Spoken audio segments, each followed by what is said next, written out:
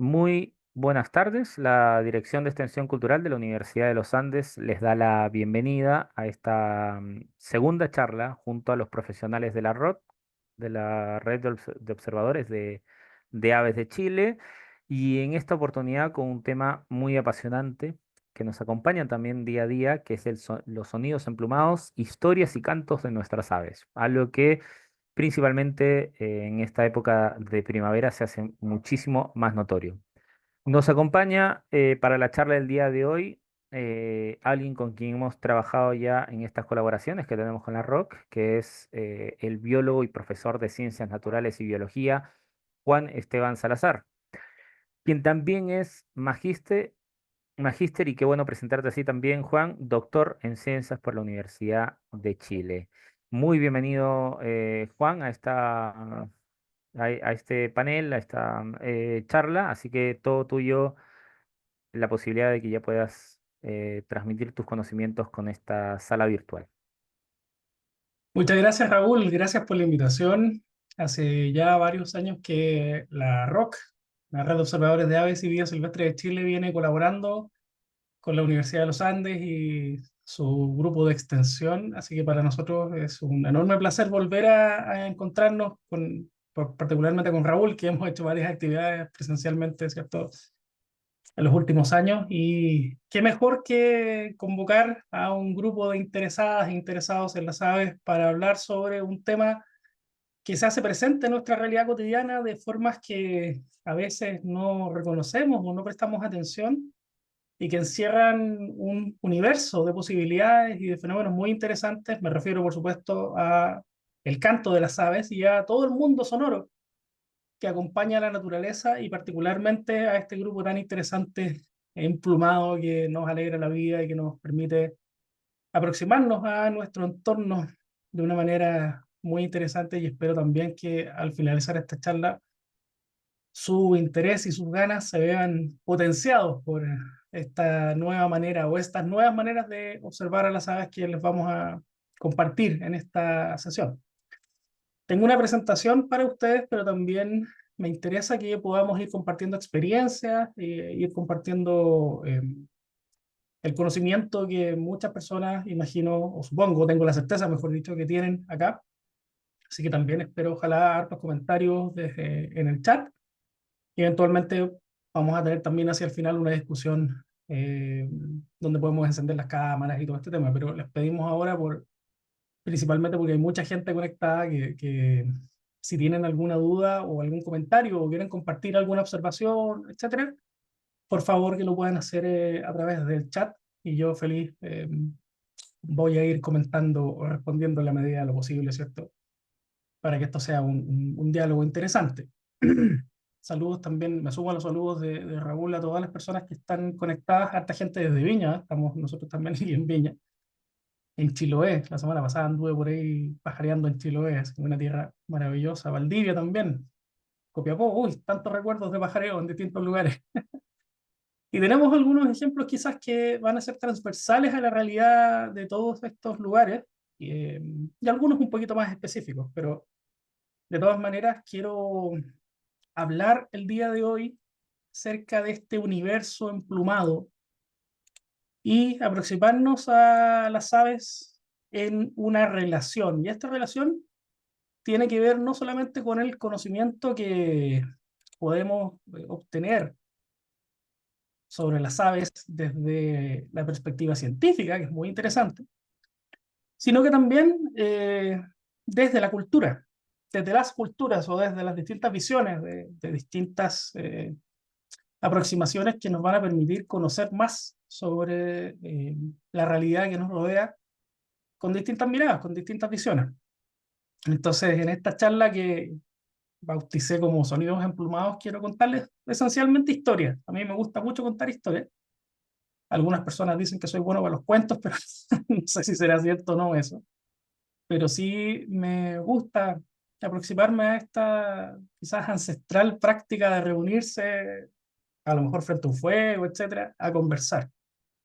Y en particular el día de hoy vamos a hablar sobre distintos aspectos de las aves y de sus características a partir de lo que escuchamos y de lo que podemos ir conociendo en ese contexto. Bien, así que ojalá, nuevamente reitero la invitación, siéntanse completamente libres de comentar ahí en el chat y al final podemos abrir la conversación a preguntas, ¿cierto? Habladas. ¿Qué vamos a discutir el día de hoy? Primero que todo, algunas generalidades sobre las vocalizaciones de las aves y cómo estas se producen y cómo se estudian desde el conocimiento científico.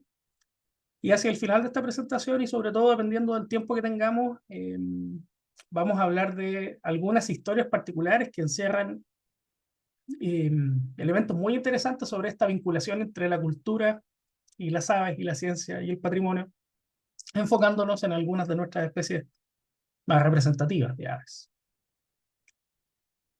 Entonces, hablemos un poquito de cómo se producen estas vocalizaciones, porque hay varias cosas que discutir.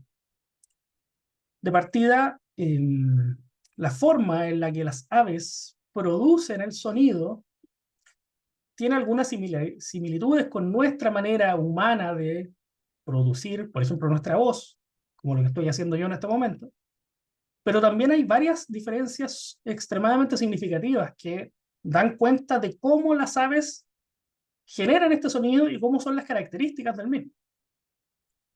Me refiero particularmente a su anatomía respiratoria. Las aves tienen un sistema relativamente distinto al nuestro. Espero que se vea el puntero láser, si no, láser, simulado láser, pero si no me avisan, por favor.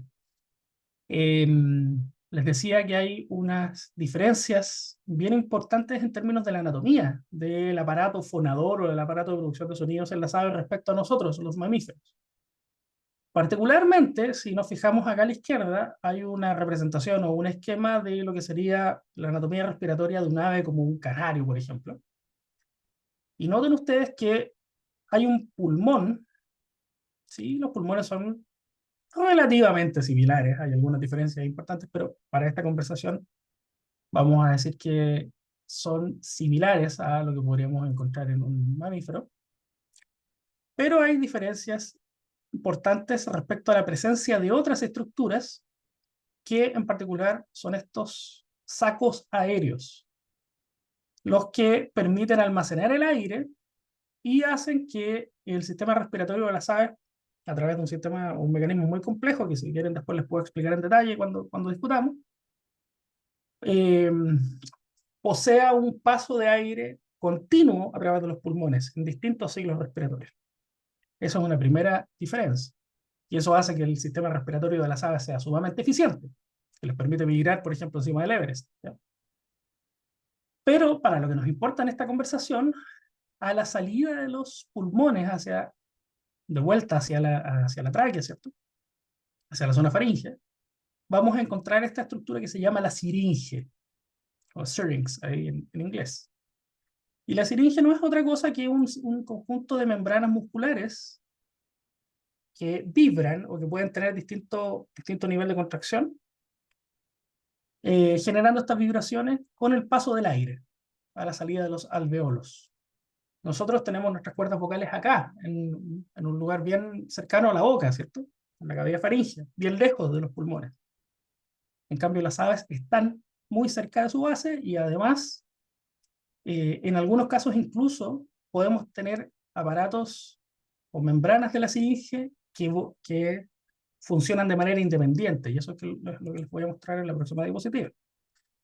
Aquí hay una pequeña animación que muestra cómo funciona este sistema, en la cual pueden observar ustedes que dependiendo de la contracción y del paso de aire que se encuentre en cada uno de estos dos subsistemas, las aves son capaces de generar dos frecuencias al mismo tiempo, cosa que nosotros los seres humanos no podemos hacer. Hay algunas prácticas culturales como son este famoso canto de Mongolia, este canto cultural de Mongolia, donde se escuchan dos tonos, pero esos son armónicos. Uno genera una frecuencia y sobre esa frecuencia se hace un armónico. No es que yo esté generando dos tonos, dos notas, ¿ya? En este caso sí, es posible. Algunas aves pueden hacer eso, no todas, por supuesto. Pero es posible que, dependiendo del grupo, tengamos un nivel de complejidad del canto ya a esa escala sumamente desarrollado. Y esto explica en parte por qué las aves pueden, primero que todo, generar cantos tan complejos y además mantener el canto por mucho tiempo, en algunos casos, en algunas especies, ¿cierto? Es por este flujo continuo de aire a través de este sistema y además por la presencia de la siringe, que es un órgano especializado que por lo tanto permite realizar o ¿cierto? Sostener cantos muy, muy complejos. Y la siringe, como ustedes pueden sospechar, eh, está íntimamente relacionada también con la capacidad o la complejidad del canto, ¿ya? Aquí hay una imagen un poquito sofisticada, pero no se preocupen, yo les voy a ir contando de qué se trata esto, y que compara la anatomía de esta siringe. Recuerden que la siringe está compuesta de estas membranas o de estos músculos que son capaces de controlar el flujo de aire. Y acá se ven dos anatomías de siringes, en dos grandes grupos de aves paserinas, como dicen ahí. Los paserinos piensan en los canarios, ¿cierto? En estos animales que son capaces de generar una vocalización muy compleja, muy sofisticada, ¿ya? Ese es el grupo de los paserinos, donde encontramos, por ejemplo, al chincol, al zorzal, a la loica, a la diuca, todos aquellos son aves paserinas, en contraste con un pingüino, por ejemplo. Un pingüino es un ave, pero no es un paserino. Y en los paserinos es donde ocurre la mayor complejidad del canto. Pero dentro de este grupo también hay dos grandes niveles o dos grandes escalas de complejidad. Algunos de ellos son los ocinos. Por ejemplo, piensen en una tenca, que tiene un canto muy sofisticado, muy complejo. La tenca es del grupo de los ocinos. Y hay otro grupo de aves más basales, más antiguas, que se llaman los subocinos, que pueden presentar cantos complejos, pero no tanto, ¿ya? Por ejemplo, un fío-fío.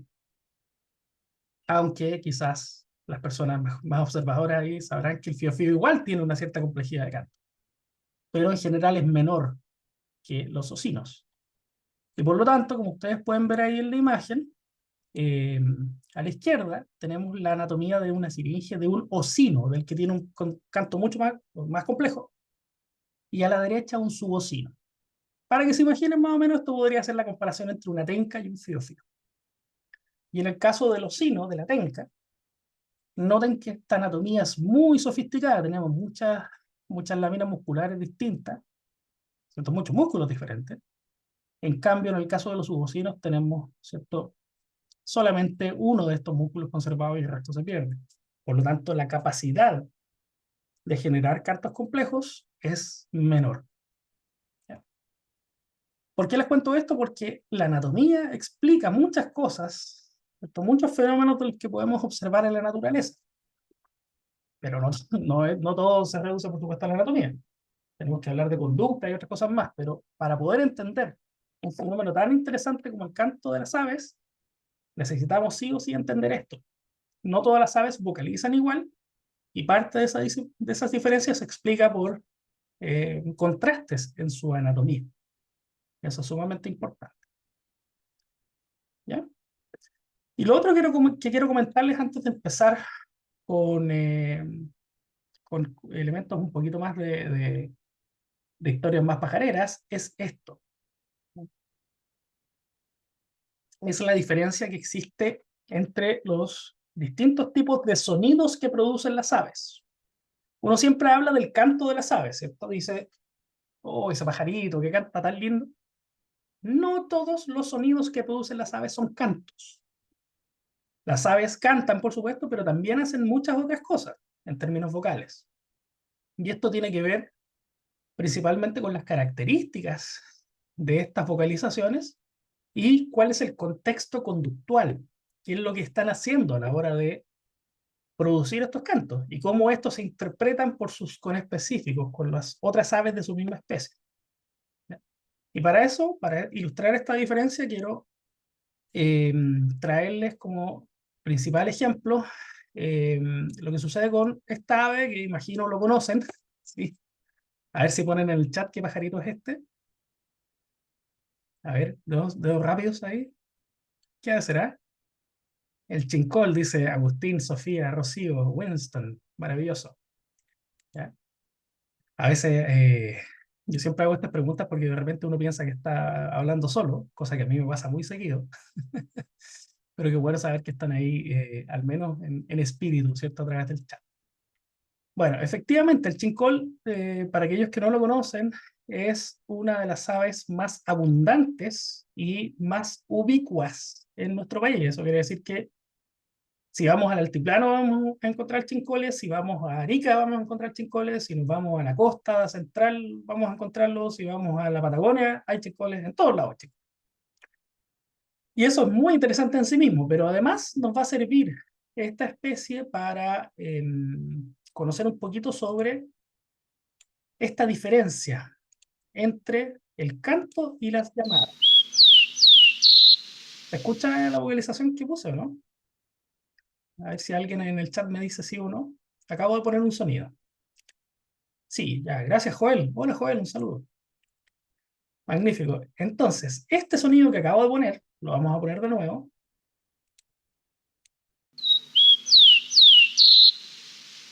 Que imagino muchas y muchos de ustedes han escuchado, es el canto del chincol. Pero el chincol también tiene otro tipo de vocalizaciones. ¿Sí?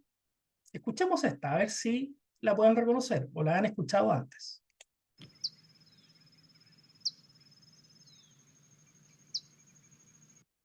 Esa es un poquito más difícil, ¿no? Lo voy a poner de nuevo.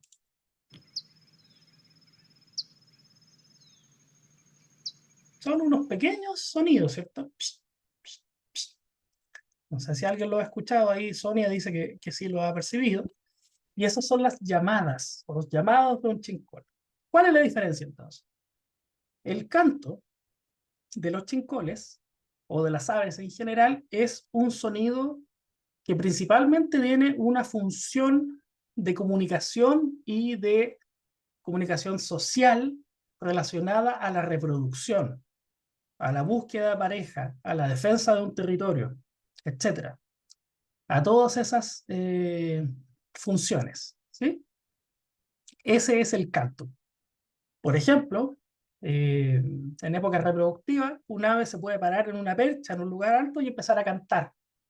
Lo que está haciendo ahí es esencialmente mostrarse, quiere ser vista o visto. Es decir, este es mi territorio, aquí estoy yo soy bonito, reproduzcanse, etcétera, considérenme, no sé. No quiero hacer muchos chistes con eso porque sé que estoy siendo grabado, así que prefiero no meter las patas. Pero sí, por supuesto, es un sonido relacionado con esa época reproductiva, que varía en las aves, pero que en este momento, por ejemplo, muchas de ellas se están reproduciendo en nuestro país. Estamos en época reproductiva de muchas especies. Por lo tanto, escuchamos más frecuentemente los cantos que en otros momentos. Es mucho más frecuente escuchar al chincol ahora cantando, buscando a su tío Agustín, como alguien decía, por supuesto, en el chat. A ver, han visto a mi tío Agustín, ¿cierto? Que en una época no reproductiva. En una época no reproductiva, generalmente los cantos o se escuchan menos o derechamente en algunas especies no se escuchan. Todo depende del tipo de ave que estemos estudiando. ¿Ya? Y por otro lado, los llamados pueden ser de muchos tipos y de muchas variedades y tener una función ecológica, si ustedes quieren, o comunicativa bien diversa. Por ejemplo, están los llamados de contacto, como el que acabo de mostrarles del chincol. Esto es un llamado de contacto. ¿Qué significa eso? Que es una manera que tienen las aves para saber si están una cerca de otra. ¿Estás aquí? Sí, estoy acá. ¿Cierto? Como dice Milena en el chat, ¿cierto? Oye, ¿dónde estás? Aquí estoy. Eso es todo. Y, por tanto, generalmente son mucho menos complejos que el canto, que busca ser llamativo, ¿cierto? Y cautivar, si queremos proyectar algunos valores humanos a ese escenario. Como bien dice Ilse en el chat, también hay llamados de alerta, que no los tengo acá, pero por veces no sé si les ha pasado que van caminando y hay un zorzal cerca y el zorzal empieza a gritar como fuerte y se va. Eso es un llamado de alerta, quiere comunicar a otros miembros de la misma especie o del mismo grupo que hay algún peligro ahí, en ese momento, en ese instante. ¿Ya? Por lo tanto, la primera o la segunda o tercera, ya olvidé, idea importante de esta charla es que no todas las vocalizaciones que realizan las aves son cantos. ¿Ya? No siempre que uno escucha un ave, uno puede decir, ah, está cantando. No es el caso. Sucede, eso sí, que como el canto es más complejo y más llamativo, generalmente, cuando uno presta atención a esto, el canto es lo que se escucha, pero siempre hay otro tipo de vocalizaciones presentes en la realidad cotidiana. Entonces, antes de pasar a esta segunda parte, no sé si hay algún comentario o pregunta respecto a lo que hemos discutido. Tengan ahí la libertad de utilizar el chat. Sofía Álvarez nos pregunta si los cantos son sí o sí para fines reproductivos. No sé si reproductivo exclusivamente, pero sí en términos de, por ejemplo, formación de una pareja, en formación de grupo, en jerarquías sociales, etcétera. Todo lo que tiene que ver, en definitiva, con lo que Darwin llamaba la selección sexual. En ese escenario tiene que ver, cuyo fin último podría eventualmente ser la reproducción, pero eventualmente hay algunas posibilidades donde esos cantos no son relacionados a la reproducción de manera inmediata, ¿sí? Pero eventualmente van a estar involucrados en ese fenómeno. Carmen nos hace una pregunta muy interesante. ¿Hay sonidos que los humanos no escuchemos por sus frecuencias? Esa es una pregunta muy interesante.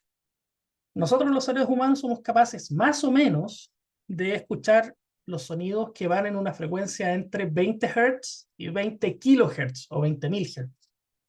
¿Ya? Eso es decir, los seres humanos en general tienen una muy buena audición si lo comparamos con varios grupos animales. Lo que está bajo eso, sonidos muy graves, se llaman los infrasonidos, y lo que está sobre ese umbral de los 20 kHz son sonidos ultrasónicos. En general, las aves no tienen sonidos o sonidos que nosotros no podamos escuchar, y ellas sí en términos de frecuencia. Sí en términos de intensidad. ¿A qué me refiero con esto? Que muchas aves, sobre todo las aves nocturnas, por ejemplo, son capaces de percibir un sonido a un umbral mucho menor que lo que escuchamos nosotros, como las lechuzas, por ejemplo, que pueden escuchar o percibir sonidos mucho menos intensos que lo que hacemos nosotros. Pero en términos de frecuencia, en general, no hay aves ultrasónicas o infrasónicas, como sí hacen, por ejemplo, los murciélagos en el fenómeno de la ecolocalización. ¿Ya? Bueno, si tienen más preguntas, recuerden que podemos ir comentándolas en el chat o hacia el final de la presentación también. Entonces, aquí yo quiero hacer algo que no sé si me va a resultar, pero al menos lo voy a intentar. Ya lo probamos con Raúl hace un momento, pero ustedes saben que cuando uno quiere hacer cosas sofisticadas también se arriesga un poquito, pero vamos a hacer el experimento. ¿Ya? Aquí yo tengo un programa que me permite hacer algo muy interesante. Esperemos que funcione, vamos a cruzar los dedos. Vamos a intentar ver el sonido. No sé si les llama la atención eso. Les cuento que sí, se puede ver el sonido. Uno puede escucharlo, pero también puede ver una representación, verlo a través de una representación. Por lo tanto, este programa me va a permitir construir una representación visual de lo que yo estoy diciendo en este momento. ¿Ya? Vamos a intentarlo, cruzamos los dedos. A ver.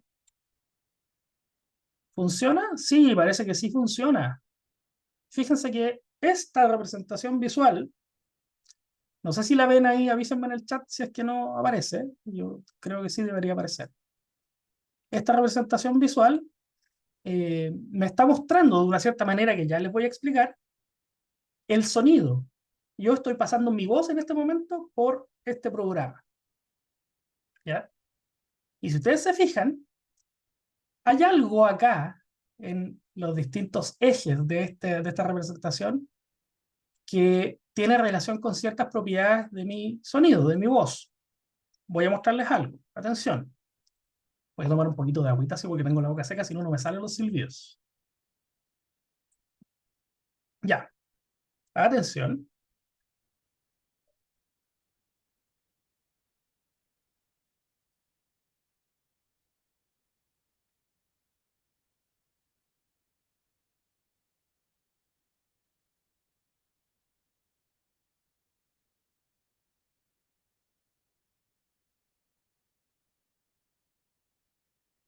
¿Te das cuenta lo que intenté hacer ahí? A ver, dejemos un silbido. Justo dejamos el silbido más feo, pero no importa. Noten que yo partí con una nota, una frecuencia alta, ¿cierto? La que igual va bajando, ¿ok? Por lo tanto, en este eje, ¿cierto? El eje Y, o de aquí hacia arriba, esta representación muestra la frecuencia. Si noto una señal acá abajo, eso quiere decir que es un sonido grave, y si noto una señal acá arriba, quiere decir que es un sonido agudo, ¿ok? Y a medida que va avanzando esto, fíjense que se va moviendo. Por lo tanto, el eje X acá me muestra el tiempo. Y además, mientras más intensa era la señal que yo generaba o el silbido que genero, noten que el color es más cálido. Eso quiere decir que en esas frecuencias hay más energía, ¿cierto? La gran mayoría de la energía que se está produciendo está en esa frecuencia. Esto que estamos viendo, queridas y queridos participantes, es lo que se llama un sonograma. Y es una herramienta muy útil que nos permite representar los cantos o las vocalizaciones de distintas especies de animales, no solamente de animales, se usa para muchas cosas. Pero en este contexto nos va a ser muy útil para poder estudiar, analizar y comparar las características de las vocalizaciones de las aves. Y les voy a mostrar cómo. ¿Ya? Qué bueno que funcionó porque me tenía preocupado eso.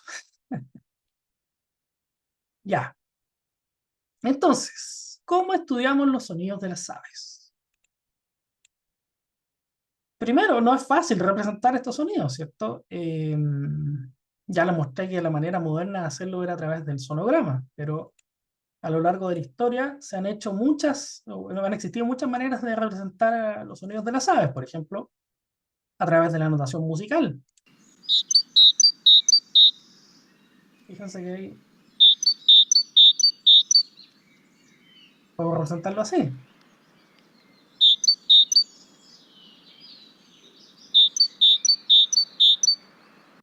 lo cual funciona muy bien para estas aves que se portan bien y que cantan bonito, pero obviamente que la realidad no es tan así.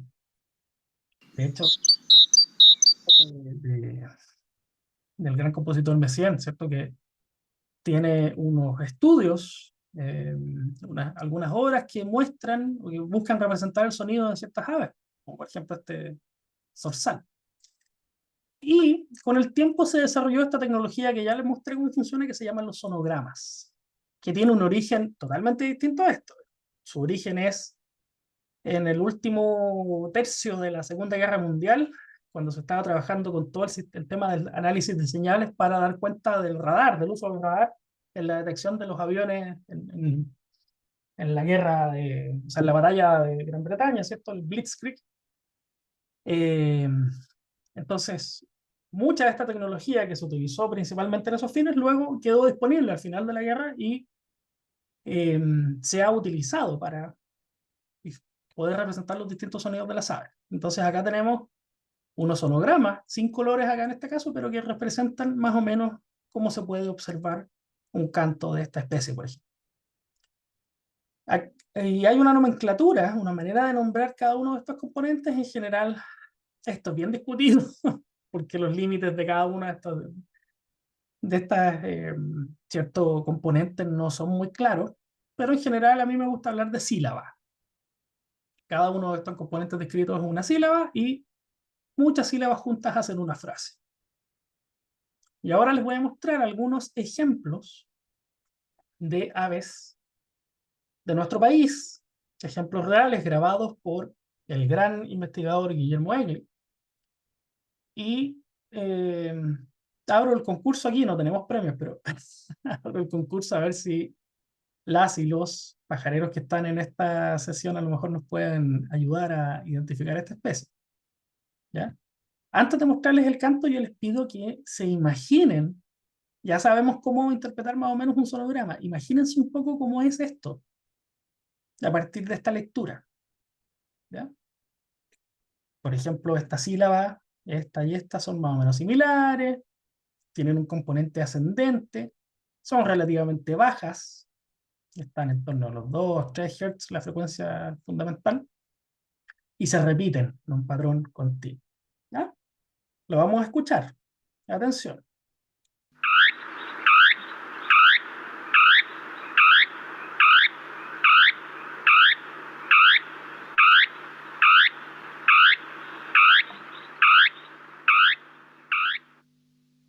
Ya. Canto relativamente sencillo, fíjense que es constante, muy similar en cada una de sus sílabas, ¿cierto? Se mantiene también la latencia, eso quiere decir la distancia que hay entre sílaba y sílaba, etc.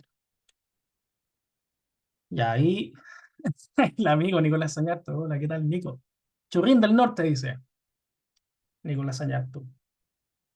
¿Tendrá razón Nicolás o no? A ver, si están de acuerdo con él, piensan que otra especie, lo voy a poner de nuevo.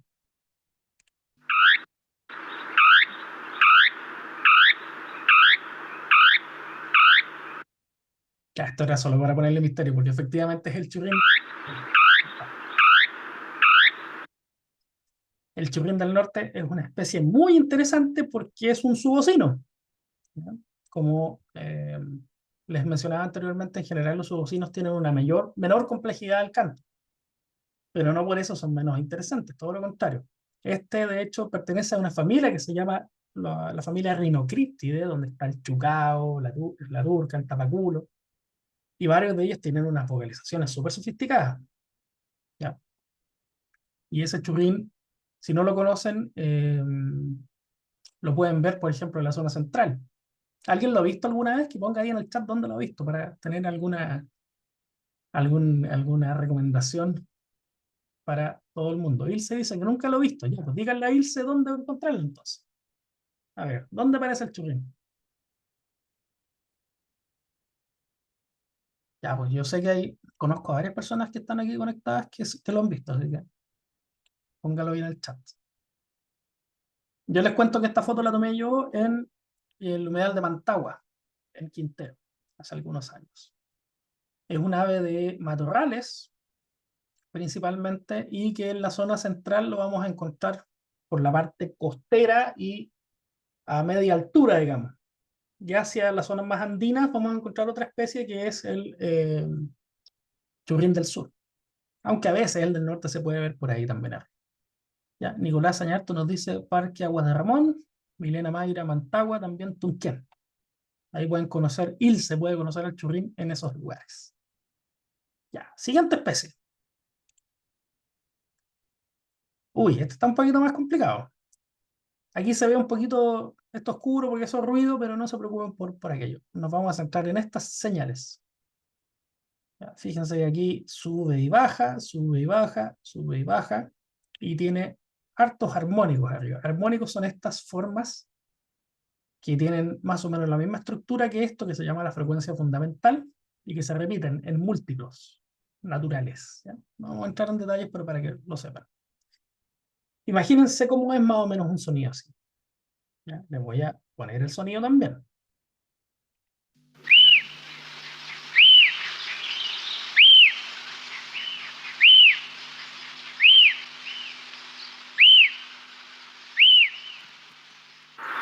Noten que cada una de estas sílabas es ese silbido que estamos escuchando. Vamos de nuevo.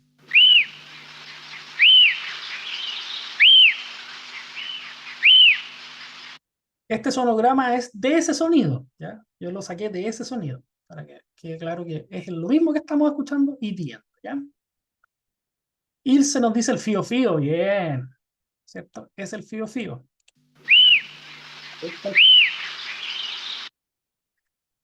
El fío fío es un ave migratoria que llega a nuestro país, a la zona central y centro-sur de Chile, un poquito también al norte, en la época de primavera.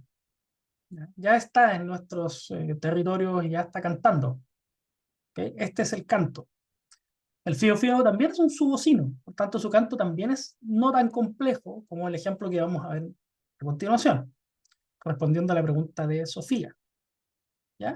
Y el fío fío es mucho más fácil de observar. Es un ave que puede encontrarse en zonas urbanas, en los campos, en bosques, en la costa, etcétera.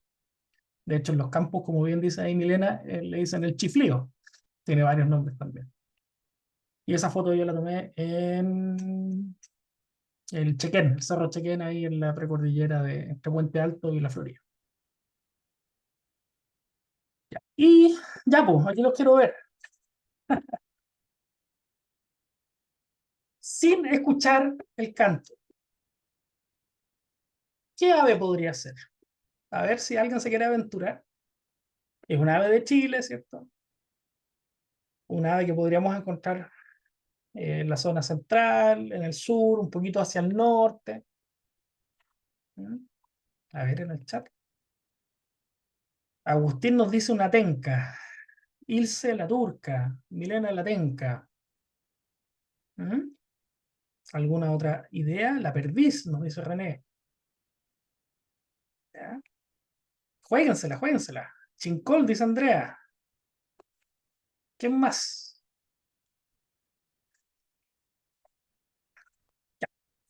Ahí tenemos algunas apuestas, algunas hipótesis, y les voy a mostrar este canto, este sonido. Zorzal, nos dice Patricia.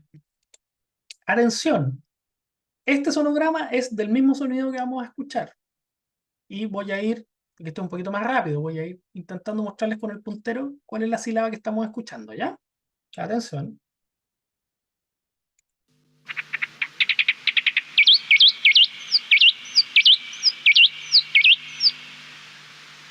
Fallé completamente, pero lo voy a poner de nuevo. Para que lo veamos con el puntero. Atención. Ay, ¿lo mostré? No, no, no, no lo ven, no lo ven.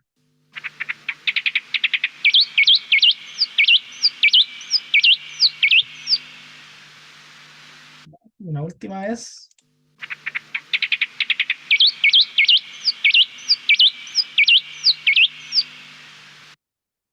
Efectivamente, era la tenca. La tenca es un osino, ¿sí? Tiene una complejidad del canto mucho mayor, en general, este grupo. Y la tenca en particular también nos muestra en su canto todas estas complejidades. Fíjense que hay distintos tipos de sílabas. Anteriormente vimos cosas muy similares entre sí. Voy a volver para que lo vean. Acá está el churrín, que todo el rato es el fío fío, que en esta vocalización, ¿cierto? Aunque tienes otras, el famoso y varias otras más. Y por otro lado, la tenca, fíjense que tiene varias sílabas diferentes. Esta es de acá, estos trinos un poquito más rápidos, ¿cierto? O estacato, no sé, alguna vez supe cómo describirlo en términos musicales. Si hay alguna persona especialista en música, le pido que me disculpe y me ayude también a describirlo esto en términos de las vocalizaciones humanas. Luego viene esta componente de frecuencia modulada, si se dice, cuando cambia la frecuencia. Y este silbido de frecuencia descendente. La penca, famosa también por imitar sonidos de su grupo, digamos, la penca en Chile no lo hace tanto, pero otros miembros de su grupo, de su familia, de los mímidos, son muy buenos imitadores de otras especies de ave. ¿Mm? Y la penca la encontramos en Chile central, en el sur, un poquito más al norte también. Uno sale un poco de una ciudad y ya está la penca, cantando, vocalizando. Eso. ¿Alguna pregunta, comentario respecto a nuestros cantos y nuestros sonogramas? ¿No? Consuelo dice, ¿cuál es el trino? El trino es como esencialmente, lo que pasa es que creo que no hemos visto ningún trino clásico, pero los trinos son cuando tenemos estas oscilaciones muy rápidas, como una cosa así. Eso es un trino. Acá no vemos trinos, creo que no hemos visto ninguno de estos sonogramas, pero podríamos eventualmente después buscar un ejemplo de un trino. Bien. Hay otra pregunta por ahí. ¿Las gallinas son ocinos? No, las gallinas son bien, bien lejanas al grupo de los ocinos. De hecho, son de las aves más basales, más más antiguas, que se separaron antes en la evolución. Así que están lejos de los paseriformes. Las gallinas pertenecen al orden Galliformes. Son parientes más cercanas de un pato, por ejemplo, las gallinas. Sonia me pregunta por las avifonías. No conozco ese término, si quiere puede explicarse un poquito más y ahí podríamos responder esa duda. Patricia pregunta si las golondrinas cantan. Sí, y cantan bastante, ¿ya? Generalmente uno no, como que no se fija mucho en el canto de las golondrinas porque estas andan volando rápido, ¿cierto? Revoloteando, pero cantan muchísimo. Y de hecho, les adelanto esto, que se los quería comentar más adelante, pero uno de los grupos donde necesitamos con mayor urgencia que la gente grabe los sonidos son en las golondrinas en Chile. No sé si conocen a la golondrina chilena, por ejemplo, que es el ejemplo más, el caso más fácil de observar en la zona central al menos. Y esta especie vuela rapidísimo sobre nuestras cabezas y a veces uno escucha unos pequeños silbidos. Esos son los cantos de las golondrinas. Así que atención con eso. Nicolás Sañarto dice: ¿a qué se debe la variación en la vocalización de una misma especie según localidad? Vamos a llegar ahí, Nicolás, no se me adelante. Y Joel habla, claro, especifica este nombre del grupo, del clado que une a los galiformes y a los anseriformes, los patos de las gallinas, que se llama Galoncere, Galoncere, que es uno de los grupos más basales. Solo nos dice unir el prefijo ave con fonía. Una muy buena manera quizás de... Ah, y Milena me lo aclara, sí, por supuesto. Claro, uno puede describir las, los sonidos a partir de las fuentes, del origen de cada uno de ellos, y una forma de describir los sonidos producidos por los seres vivos en general es la biofonía. Dentro de la biofonía estaría en este caso la avifonía que nos menciona Sonia. ¿Sí? Muchas gracias a Milena por ese recordatorio. Ya, entonces en el ratito que nos queda les quiero contar algunas historias pajareras, historias de cantos y aves. ¿Alguien sabe de dónde proviene el nombre de nuestro país? ¿Alguien se ha preguntado esto alguna vez? Argentina, ¿cierto? Por el Río de la Plata, o Venezuela como una Venecia pequeña, Colombia por Colón, etcétera. El Ecuador por su posición en el globo terráqueo. ¿Y dónde viene el nombre de Chile? ¿Mm? Ahí varias personas dicen de un ave. Bueno, no podría ser de otra manera, ¿cierto? Si estamos hablando de las aves, probablemente la cosa va por ahí, ¿cierto?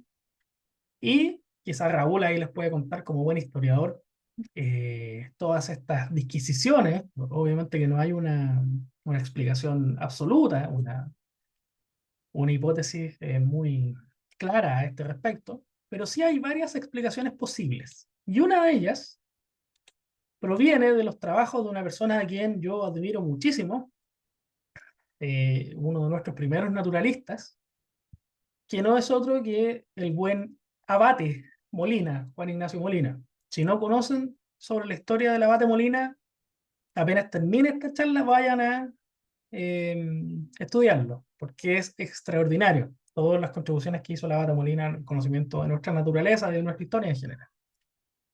Bueno, y el Abate Molina, eh, luego de ser, ¿cierto?, desterrada la orden jesuita y él haber viajado a Italia, donde vivió sus últimos años, escribió este libro maravilloso, el compendio de la Historia Geográfica, Natural y Civil del Reino de Chile, en el cual se establece como principal explicación para el origen del nombre de nuestro país este vocablo o la voz chili. Y noten la manera en la que, obviamente en esta época se escribía, pero aquello tiene que ver con las formas que ciertos habitantes originarios de nuestro país hablaban para referirse a ciertos pajarillos del género de los tordos. ¿Ya? Y ese pajarillo, que tomaban por feliz agüero, ¿cierto? Al oír esta voz en boca del pajarillo, lo utilizaron para denominar la tierra o el país en el que poblaban, esta voz chili. Que los chileños, no tienen ese maravilloso gentilicio, esa variante que ya no utilizamos, utilizan para denominar ¿cierto? Nuestro territorio. ¿A alguien se le ocurre, habiendo visto este término, ¿cierto? Y particularmente esta descripción, qué especie podría ser aquella que nuestro querido amigo el Abate Molina está comentando? ¿Cuál podría ser este pajarillo? A ver en el chat. Un pajarillo del género de los tordos, dice ahí el Abate Molina. Digámosle ahora en términos modernos, pariente del tordo, del mismo grupo de los tordos. Los triles, dicen por ahí, súper bien. Así es, el trile. Para aquellos que no conocen el trile, es un ave de la misma familia de los tordos, y de los mirlos, y de las loicas, la familia Icteridae, los ictéridos. Y esta familia Icteridae se caracteriza por unas vocalizaciones y unos cantos sumamente melodiosos y llamativos, como generalmente metálicos en su estructura. Y acá yo hice el mejor esfuerzo de encontrar la potencial sílaba que se asemeja a Chile, y se la voy a mostrar.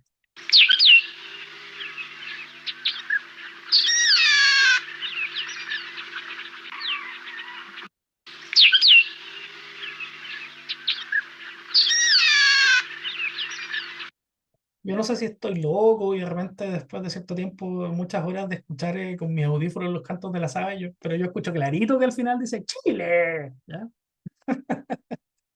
No sé si ya soy a esta altura digno de cuidado psiquiátrico, pero yo lo escucho bastante bien.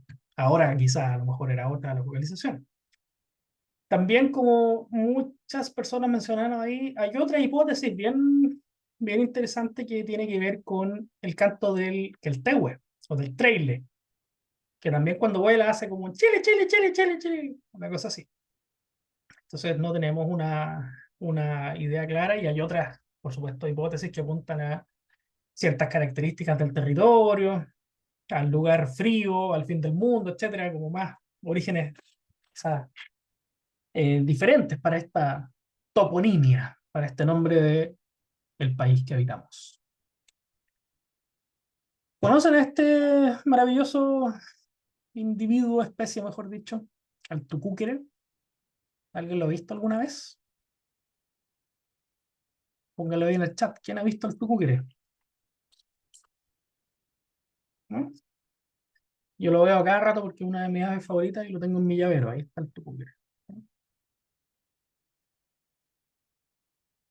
Visto y escuchado, dice. Sí, creo que sí. En Farellones, el típico tucúquere de la parejita ahí que hay en Farellones. Ahí hay una foto también efectivamente hay un registro en la Universidad de los Andes, ¿sí? En Melipilla, etcétera. El tucúquere es el búho de mayor tamaño que encontramos en nuestro país y se encuentra distribuido ampliamente a lo largo de nuestro territorio, más hacia la zona centro-sur, y tiene un nombre muy particular. ¿De dónde viene esto? Tucúquere, un nombre raro. Tucuquiere, dicen algunos. Eh, y este nombre nos permite introducir otro tema interesante que es el mundo de las onomatopeyas. ¿Qué significa esto? O denomina describe los nombres que son originados a partir de un sonido, como el caso del tucúquere, por ejemplo. Escuchemos al tucúquere.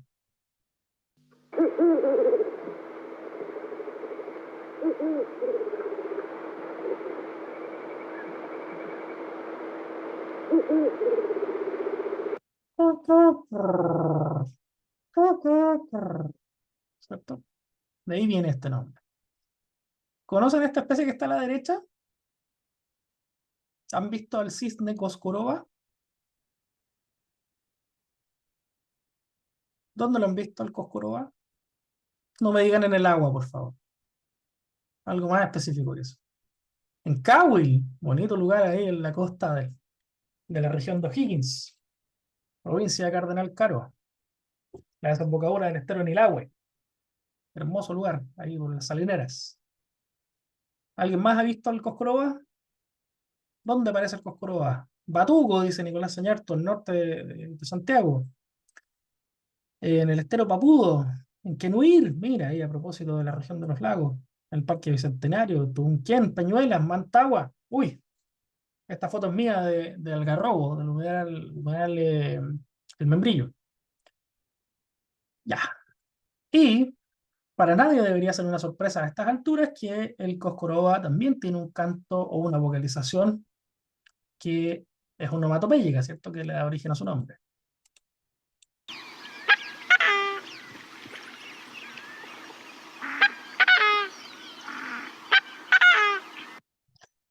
Cóscoro, cóscoro como una trompetita, ¿cierto? Al churrín y al fío fío ya los vimos, ¿cierto? Pero también los quise volver a mostrar, no solamente porque me gusta mucho mostrar esas fotos que son mías, sino que porque son otros ejemplos muy interesantes y muy llamativos de las onomatopeyas. El churrín, churrín del norte en este caso,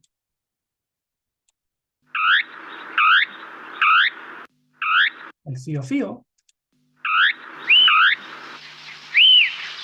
ay, perdón, ¿cierto? Todos estos nombres son onomatopéyicos, ¿ya? Hay otras especies de churrines que cantan un poco distinto.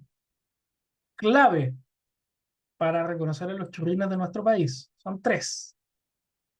Y la mayoría de ellos primero se escuchan y después se ven. Solo si uno tiene mucha suerte los puede ver. No siempre se ven. Churrín del norte, que hace churrín, churrín.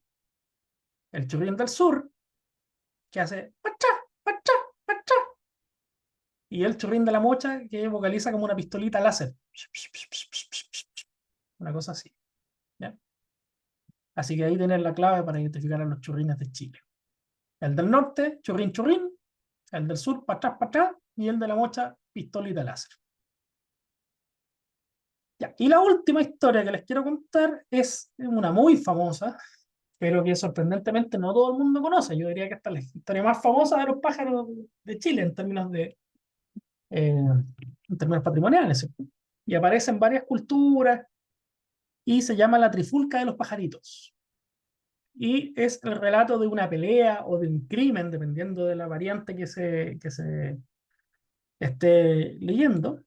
Y si quieren conocerla más, yo les recomiendo profundamente la lectura de este libro maravilloso, que afortunadamente fue reeditado hace algunos años, del investigador y recopilador de nuestro folclore y nuestro lenguaje, Oreste Plat. Este libro que se llama Lenguaje de los pájaros chilenos.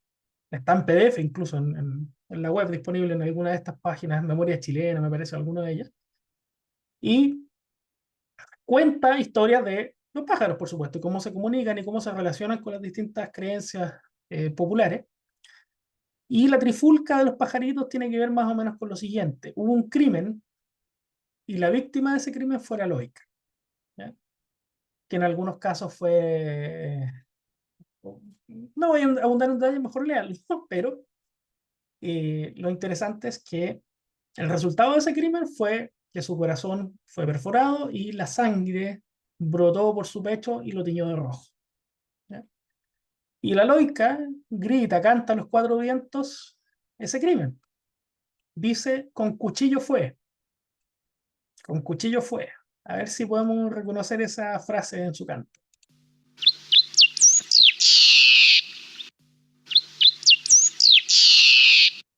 Con cuchillo fue.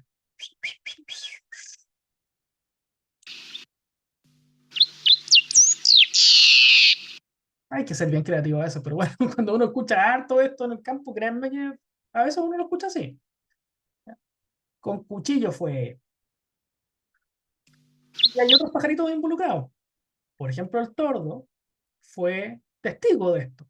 Presenció el crimen y relata o narra, da cuenta, da fe de que observó los hechos y dice lo siguiente, dice, juraré, juraré. Le dice al señor juez, por supuesto, le dice, juraré, juraré que yo lo vi, juraré. A ver si pueden reconocer esa frase.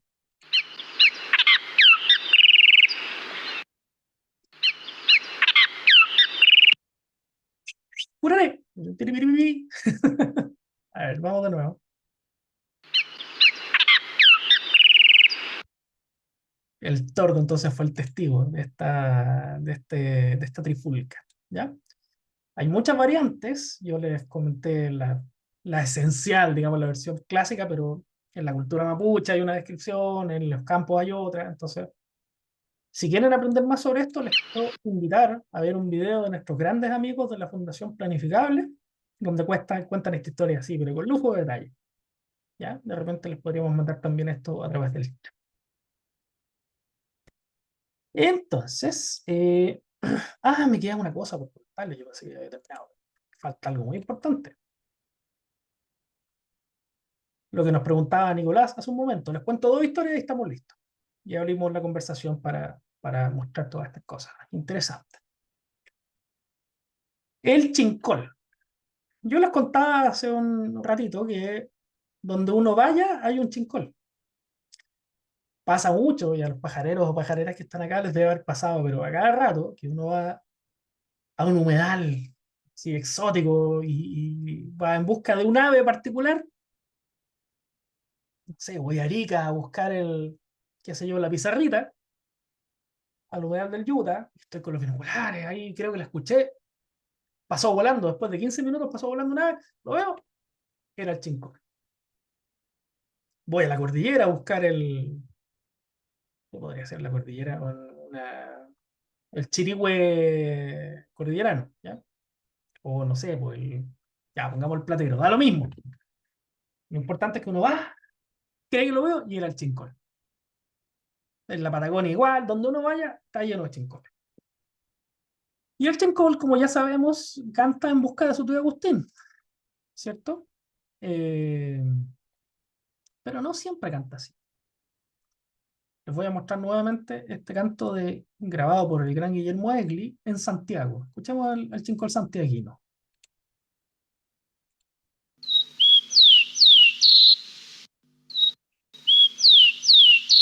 que es este primer sonograma, ¿cierto?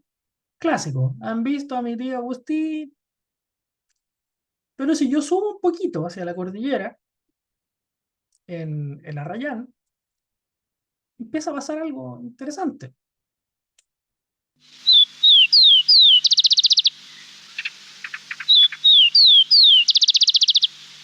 Fíjense que ya van cambiando las sílabas entre estas dos frases. Y hay una tenca ahí entre medio vocalizando, no la tomen en cuenta. Y en Arica, imagínense, nada que ver.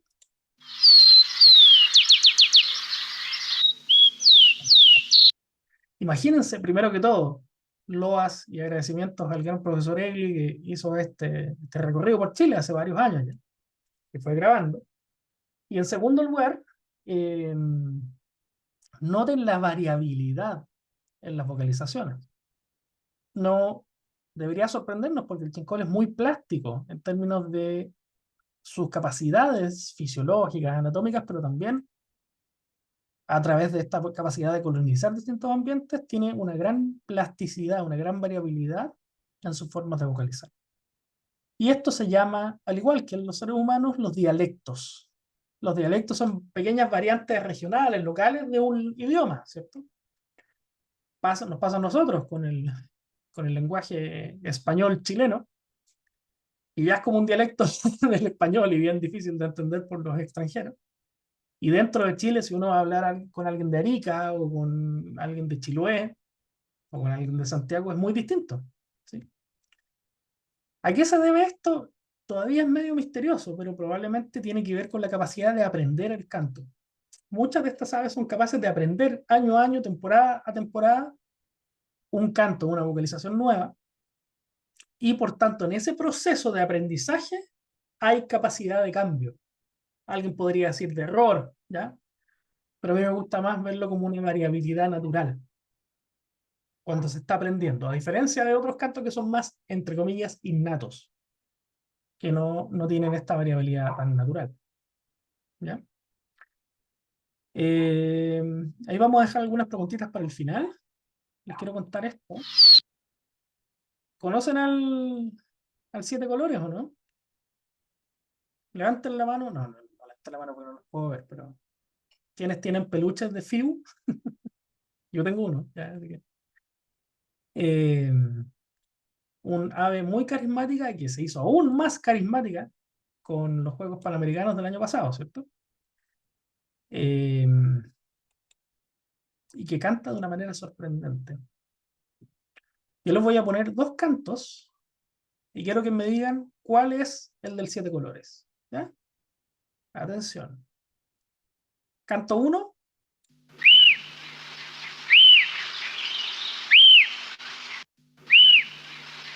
o canto dos.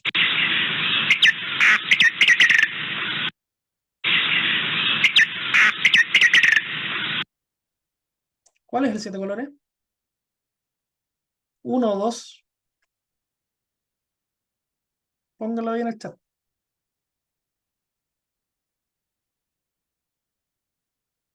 Todas y todos dicen el segundo, lo cual demuestra que este es un público bien pajarero. Pero si yo voy al Paseo Humada y le pregunto a la gente que no sabe mucho de aves, ¿cuál es el canto de este pajarito? Les aseguro, casi con toda certeza, que me van a decir este. Ese es el fío fío, ¿ya? Y aquello proviene, por cierto, de este nombre tan pegajoso que es el fiu, ¿ya? Que, que es muy bonito, pero que es como lo que se llama en inglés, ¿cierto? O genera lo que se llama en inglés un misconception, un concepto errado, un aprendizaje un poquito más pernicioso, porque el siete colores no hace FIU, ¿ya? Y FIU fue maravilloso, yo lo adoro. Hemos tenido muchos ejemplos de gente que se mete al mundo de las aves por FIU, o de personas, de niños sobre todo, que quieren conocer a FIU y van a los humedales, pero se sorprende mucho. A mí me ha pasado cuando estoy guiando pajareos que me dicen, ya, pero vamos a escuchar al Siete Colores. Y yo les digo, ahí está cantando. No, pero si ese no es Fiu, no hace Fiu. Y escuchan esta cosa muy como nasal, bien distinta. Eso es lo que uno escucha en los tutoriales. A veces hay que tener ojo con estas manifestaciones culturales, ¿cierto? Que en gran medida son positivas para las aves, pero también hay que tener criterio a la hora de utilizarlas quizás como recurso pedagógico también, ¿ya? Así que eso con FIU. Deberíamos hacer un concurso y ponerle un nuevo nombre a FIU, más afín a su vocalización. ¿Ya? Y les quiero hacer una invitación antes de terminar, y es la siguiente. Falta mucho por hacer todavía. Nuestras aves, si bien hay pioneros como Guillermo Egli y otras personas que han ido realizando grabaciones de nuestras aves, hay mucho que nos falta por conocer. Y si quieren se pueden meter en la página de la ROC y ahí tenemos varios desafíos en los cuales ustedes pueden ayudar, por ejemplo, grabando con sus celulares incluso. Como este, que tiene un nombre muy bonito que me encanta, el desafío FIO de grabar un FIO. Ya todos los desafíos rock tienen un nombre, el comité creativo ahí de nuestra rock se ha preocupado de generar, un nombre bien llamativo. Y no puedo no reiterar eh, que todas las vocalizaciones que he sacado de este, o que les he mostrado son parte de esta obra monumental y maravillosa que es el Trinar de Chile de don Guillermo Egli. Así que para él, por supuesto, el crédito y el agradecimiento que corresponde. Y si quieren aprender más, sobre todo sobre cantos y aves de nuestro país, les recomiendo fuertemente utilizar la aplicación Merlin o Merlin, como el mago Merlin, que es una enciclopedia gratuita para sus teléfonos y que les va a permitir no solamente acceder a cantos, sino que a imágenes, información, e incluso para algunas especies, para aquellas de las que tenemos más vocalizaciones, hay un sistema de identificación por inteligencia, perdón, artificial. Así que es totalmente gratuita, ustedes la bajan el paquete de Aves de Chile, configuran ese sistema a los nombres de español chileno y salen a recorrer y van a tener siempre en sus bolsillos una enciclopedia con mucha información para poder conocer a nuestras aves. eso es cuanto tengo para decirles. Así que muchísimas gracias y se abre la palabra. Muchas gracias. Preguntitas, preguntitas.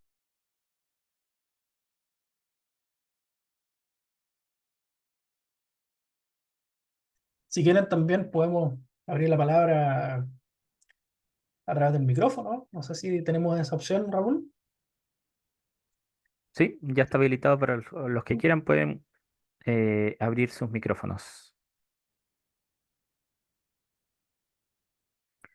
Mm, Sí, así es, efectivamente. Andrea parece que abrió su micrófono, ¿no? Sí, yo quería preguntar lo de los gorriones y de los chincoles, que son tan parecidos, pero tengo entendido que los gorriones son introducidos, ¿es cierto eso? Así es. Muchas gracias, Andrea, por tu pregunta. Efectivamente, los chincoles son nativos y los gorriones son introducidos. Dice la historia, y no sé si hay fuentes que así lo aseguren. Nuevamente ahí le preguntamos al historiador en la sala, que es Raúl, pero dice la historia que fueron introducidos por la familia Cousiño en remembranza a sus tiempos en Europa, en España, donde escuchaban todas las mañanas los gorriones, y cuando llegaron acá no los tenían, así que los trajeron en uno de esos viajes y los liberaron. No sé si esa historia sea apócrifa o no, pero está esa explicación. Y en términos de sus diferencias, voy a abrir una página, voy a mostrar algo para que lo vean, que nos va a permitir dilucidar esa y varias otras interrogantes, que es la misma plataforma a la que corresponde Merlin y es eBird, o Bird. Se los voy a mostrar el tiro, estoy iniciando aquí el sistema. Eh, y esta plataforma, que es gratuita, ustedes la pueden utilizar para resolver, entre otras cosas, preguntas como esta. Voy a compartir de nuevo la pantalla. Aquí está. ¿Ya? Ustedes van a esta página, eBird.org, pueden utilizarla de muchas maneras distintas y ojalá tuviéramos tiempo para hacer un tutorial de cómo usar esta aplicación para el teléfono, etcétera. Pero esencialmente les quiero mostrar acá esta sección que está en explorar acá arriba, explorar especies. Entonces voy a abrir al chincol y al gorrión para que veamos las marcas de campo, ¿ya? Ahí está el chincolito, que ya lo hemos visto, ¿cierto? Noten que tiene este copetito o este penacho gris y negro, la corona, o sea, perdón, la bufanda de color café rojizo o rufo, la garganta blanca, eso es clave, y tanto machos como hembras son más o menos similares, es decir, no tienen lo que se llama el dimorfismo sexual. Ahí tenemos un chincol más bien portado, ¿cierto? De nuestro gran amigo Vicente Pantoja. Vamos a cambiar la especie y vamos a ir al gorrión ahora. Gorrión, para ser domésticos. Fíjense que el gorrión macho es bien distinto. De partida, aquí hay dimorfismo sexual. Este es el macho y esta es la hembra. Son muy distintos entre sí. Por lo tanto, si ustedes ven una bandada de pájaros pequeños cuya mitad es así, como café amarillenta, y la otra mitad es así, ya podemos decir que es un gorrión. Y además, noten que los machos tienen esta barba negra, esta mancha en la zona gular o de la garganta, bien digo, negra, que es bien distinta a lo que habíamos visto con el chincol. El gorrión no tiene este copete, ¿ya? Tiene la zona rufa solamente en la parte posterior, atrás de la cabeza, no tiene el collar, ¿ya? Y vocaliza bien diferente también. Y una de las gracias de la plataforma eBird, sobre todo si ustedes suben sus sonidos, es que podemos escucharlo. Voy aquí abajo a audios, y de hecho puedo hacer algo más sofisticado todavía. Voy a filtrarlos por lugar. Vamos a escuchar a los gorriones en Chile. Entonces aquí tenemos varias grabaciones, ¿ya? Harta gente aquí querida, capaz que alguno de ustedes esté por ahí en estas grabaciones. Escuchemos esta de Nicolás Arcaya. Y son bien distintos. No anda buscando al tío Agustín el gorrión. Es un tijeral metido por la oreja.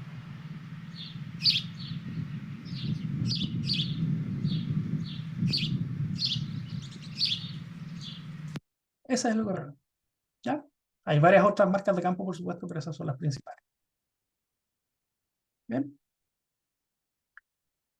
Más preguntas ahí habladas y después pasamos al chat. ¿Están ahí? Ahí Verónica parece que activó su audio, ¿no? A ver. No.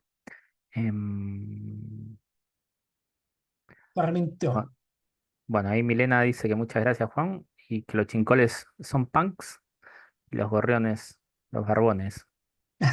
Eso. Yo vendría siendo un gorrión en ese caso, no sé. No soy muy punk, la verdad, tampoco. Soy bueno para el pan, pero eso no el punk.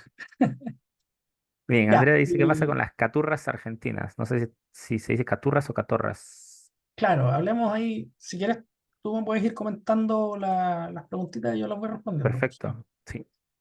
Entonces, las cotorras o cotorras argentinas son un caso muy interesante de ave que es introducida a nuestro país. No son nativas de nuestro país, son, como dice el nombre, ¿cierto? Originarias de al otro lado de la cordillera. Pero como ha sucedido en varios lugares, no solo en Chile, se han multiplicado y han colonizado distintos lugares, cuales son, eh, ¿cómo se llama? Buenos hogares para ellas. ¿A qué me refiero con todo esto? Sucede que en lugares tan lejanos como en el Japón, en España, en distintos lugares, existen colonias de cotorras argentinas que han ido colonizando gracias a su capacidad de adaptarse a muchos ambientes y sobre todo al ambiente urbano. Acá en Chile fueron traídas como mascotas y un grupo grande fue liberado en más o menos la época de los 80 en la zona oriente de Santiago. Y ese es el origen de las poblaciones asilvestradas, así se dice cuando escapan de cautiverio y se multiplican en condiciones naturales. Primero en la ciudad de Santiago, ¿cierto?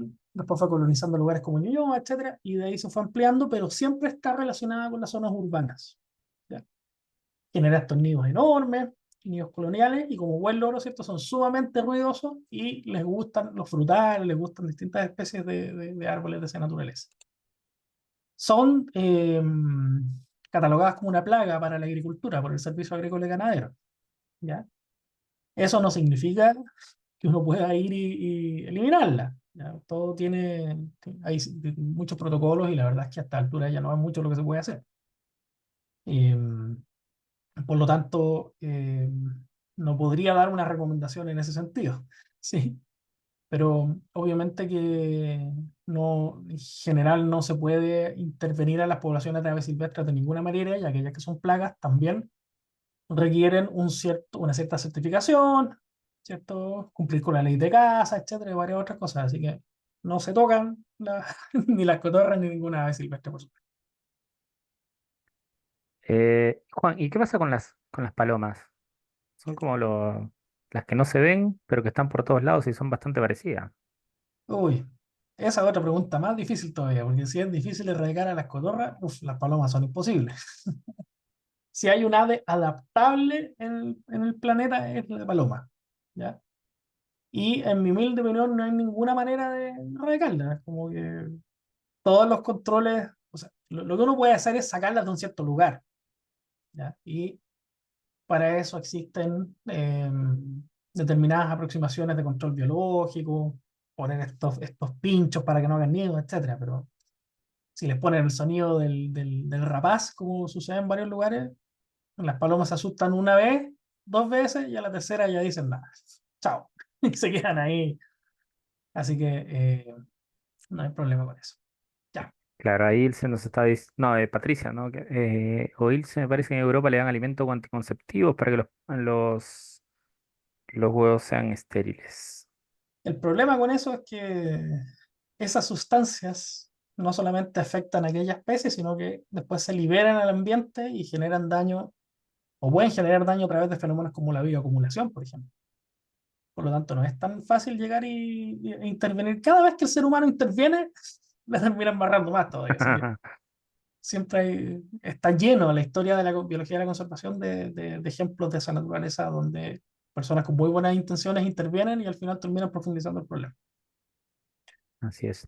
Bien, bueno, Juan, estamos en la hora, así que de parte de la Dirección de Extensión Cultural de la Universidad de los Andes, agradecerte a ti, agradecer a todos quienes nos han acompañado el día de hoy. Ha sido un público bastante activo, una sala muy buena, con hartas preguntas interesantes. Así que Juan, te doy la palabra para que te puedas despedir y nos puedas decir también, has dado varios datos acerca de saber más acerca de las aves, pero sería interesante también que nos cuentes acerca de la ROC, cómo buscarlos y qué actividades hay.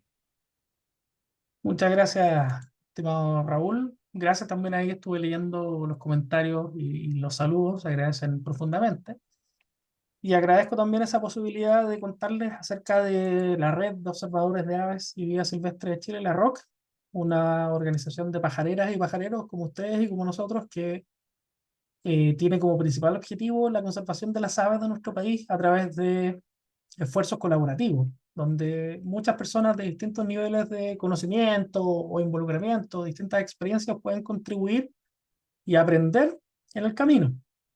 Tenemos personas que son aficionadas a la observación de aves, personas que tienen un poquito más de experiencia, observadores de aves, investigadoras, investigadores, etcétera. Y todos contribuyen al mismo fin. Y realizamos principalmente investigación en aves, conservación y educación. Todo esto en el contexto de la ciencia ciudadana. ¿Qué es la ciencia ciudadana? Es una manera de construir conocimiento científico a partir de la colaboración, donde todas y todos pueden participar, por ejemplo, utilizando la plataforma eBird que les comenté. Tenemos también cursos, salidas de observación de aves, talleres, hacemos varias actividades presenciales, ahora se viene la temporada de festivales y ferias de naturaleza, así que nos pueden ir a visitar en lugares tan disímiles como el Día de la Fauna Chilena, que se va a hacer el MIM la próxima semana. Vamos a tener participación en el Festival de la Era Sur, vamos a estar en el Festival de Mantagua, en el Festival de Futaleufú. La semana pasada estuvimos, antepasada estuvimos en la región de los lagos, en el Festival de Chamisa y Coihuín y Chamisa. Vienen actividades en el norte, en el sur.